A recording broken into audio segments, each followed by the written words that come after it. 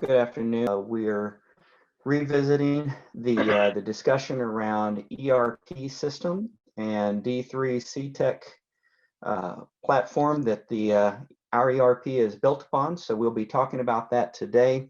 So thank you for joining us. I'm Daryl Price with D3, and I've got with me today Joshua Boff, and we will be covering today's topic. So as we jump forward, we've talked just kind of taking a step back and revisiting some of the bigger picture items of what D3 does if we're new to you.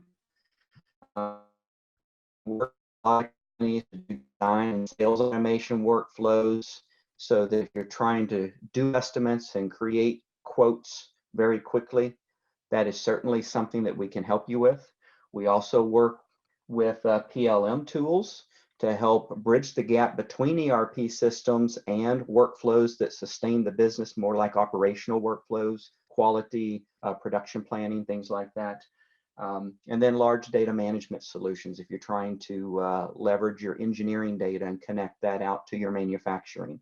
So with that, we kind of line up a platform, the D3 platform, to really target a transformation towards the digital age.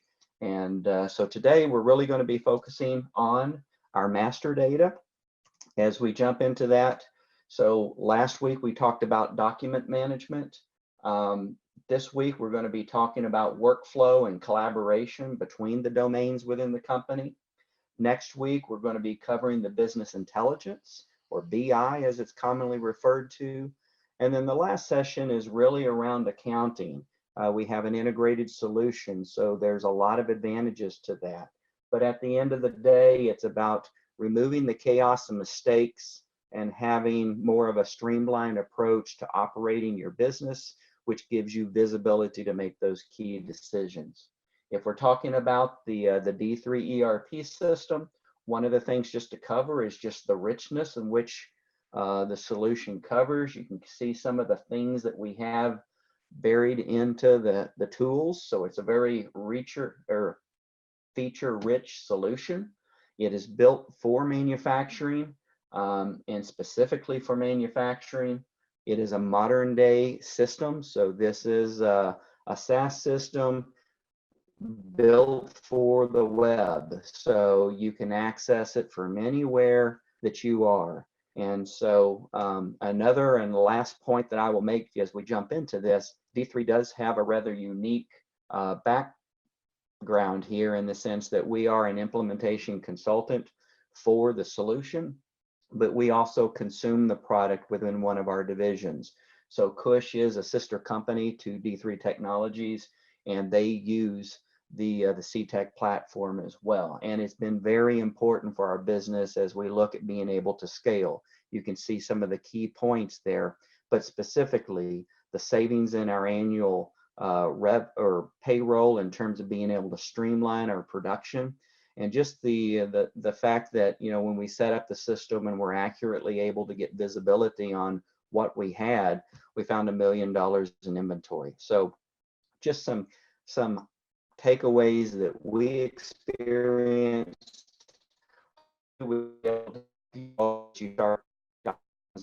and areas that you could learn and gain from the D3 ERP system. So with that, I'll go ahead and turn it over to Joshua. So I'm going to quit sharing here.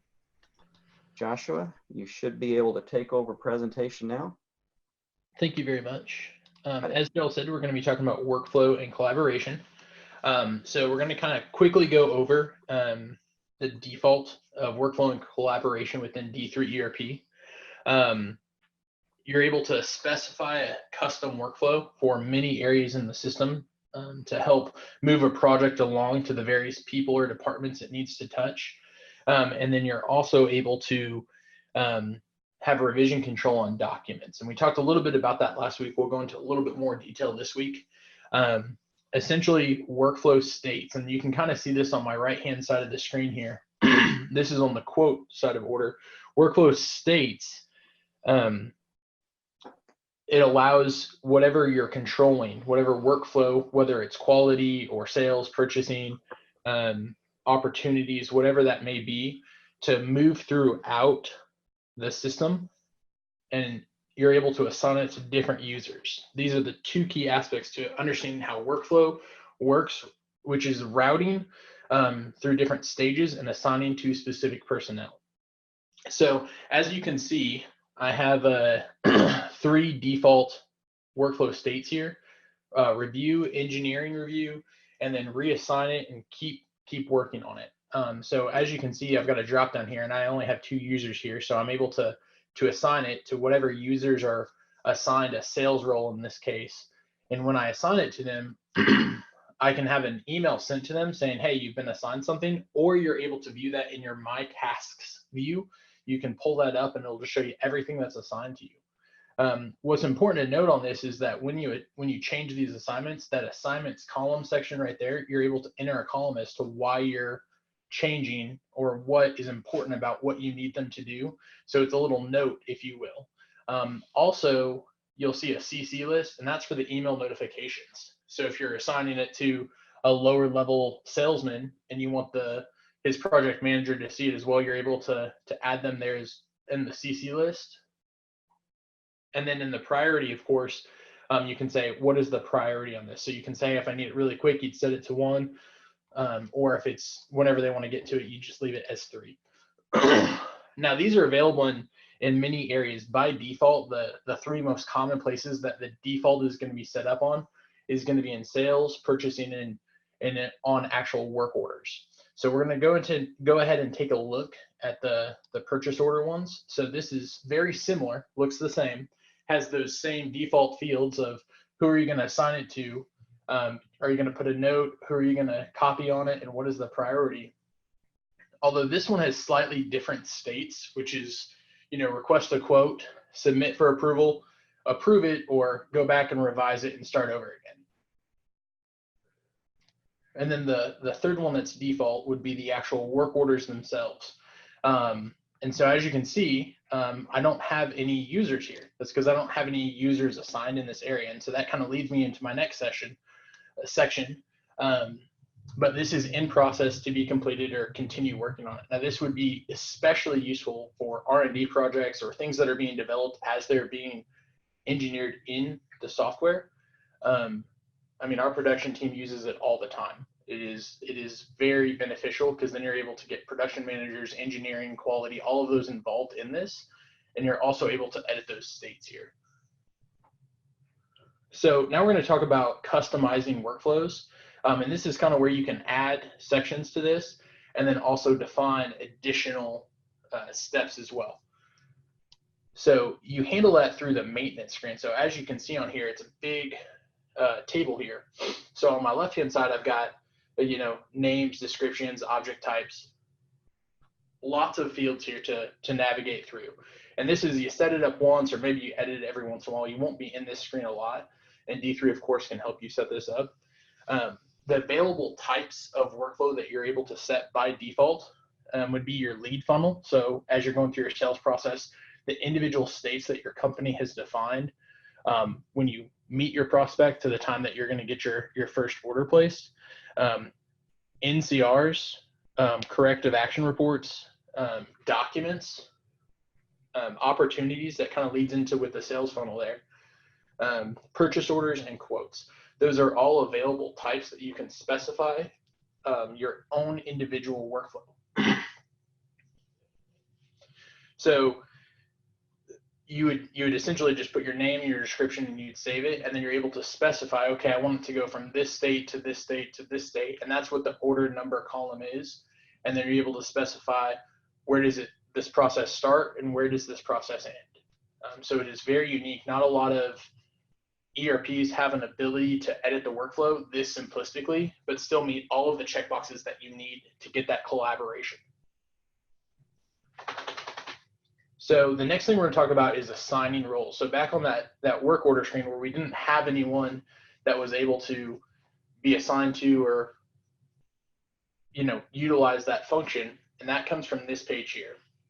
So diving a little bit into permissions here, you're able to assign individual users roles on, hey, they can access purchasing or they can access all of these things. So as you can see, this is my 3 different types of workflow states that are currently set up in my system that are default there: engineering, purchasing, and sales. So I can say I want all of my accounting people to also see my sales editing. So I would simply highlight the accounting role and submit that change. And so now all of my accounting users can now view the workflow within my sales workflow. So you're adding those effectively to that list. And so they're then by default able to utilize that flow just along with your salespeople. And that, I mean, that's as broad or as little amount of people as that you would like to include. So another important thing here would be the enable priority / nag alerts. So this is talking about notifications. So this is essentially saying, hey, if you enable this, we're going to send an email every time something is assigned to this user. And that allows them to get an email, so hey, you've got something to do. And that will do that on the priority. On level 3, it's not going to send an email because it's not high priority, but on this 1 and 2s, it's going to send an email out to them. So, and this is, I'm going to go on to my last topic here, because this is fairly brief because it's very straightforward and it's very easy to set up. With Cush, they enabled custom workflows for specifically their accounting and their quality departments. And so, as some of you out there are aware, it's a big hassle to check your invoices against your purchase orders, to voucher them for payment, to know, am I paying the right price that we agreed to? Did I already receive the material? I mean, there's a ton of questions and conflicts that just come up in that process. So they've defined 10 stages that every single invoice that we receive from a vendor has to work its way down the list before we'll approve it to be paid. So we're leveraging this technology to efficiently move through that. So they're working with 3 different departments just to voucher a bill that before it would take days of work every single week, over a day and a half, to say, okay, what do we know we have and what can we approve to pay this week, just based on do we have materials. Now, on average, those 3 departments are each only spending around 2 hours a week to voucher all of those same invoices. So utilizing this in your flow is immeasurable when it comes to the workload that your employees have, and then also opportunity costs. They're no longer spending a day and a half working on those. They're spending a couple hours a week. Now they're able to focus on other things that are critical for their business, not just who do we need to pay. And that concludes the content for this session, Daryl. Any comments to wrap up?